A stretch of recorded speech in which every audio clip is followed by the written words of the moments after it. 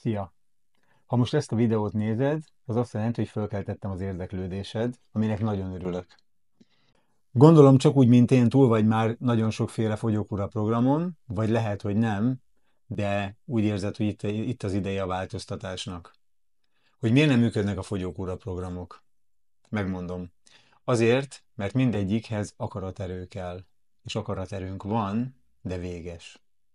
Abban a pillanatban, hogy a kitűzött célt elértük, akár időben, akár súlyban, abban a pillanatban elfogy az akaraterő, és visszaállunk arra az életmódra, amit a fogyókúra előtt csináltunk. Ezzel előidézzük azt a jó effektust, amiben én is szenvedtem nagyon sokáig, amikor egyszerűen nem tudtam olyan egyensúlyt teremteni a testemnek, ami erre egyébként szüksége lett volna. És ez a program segített nekem ebben.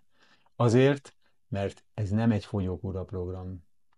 Ez azt hivatott létrehozni, hogy az nekünk rendeltetett diétánkat, mint amilyen minden élőlénynek van a Földön, azt a diétát, azt folyamatosan élni tudjuk mindenféle korlátozások, lemondások és nehézségek nélkül.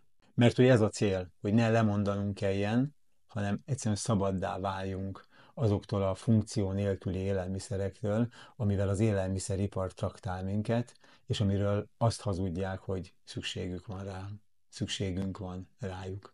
Vagy egyszerűen nem fogyni szeretnél, csak magas a vérnyomásod, magas a cukrod, rosszul alszol, nincs meg az energiaszinted, amivel végigcsinálj egy napot úgy, ahogyan szeretnéd. Ezeken segít ez a program.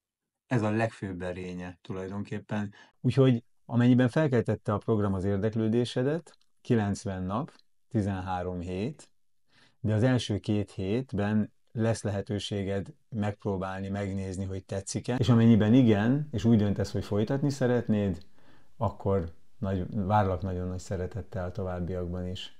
Február 24-én indítom a következő programot, aminek Wildfit 90 a neve. Nagy szeretettel várlak. Amennyiben érdekes, a weblapomon, az Instagramon és a Facebookon minden elérhetőségemet megtalálod. Úgyhogy keresd bátran, szeretnék veled egy hívást folytatni, amin megbeszélhetjük az egészségi állapotodat, hogy mire van szükséged, hogy mit szeretnél elérni, hogy valóan neked ez a program egyáltalán. És ha úgy döntünk közösen, hogy igen, és a feltételek tetszenek, akkor nagy szeretettel várlak, akár már február 24-től.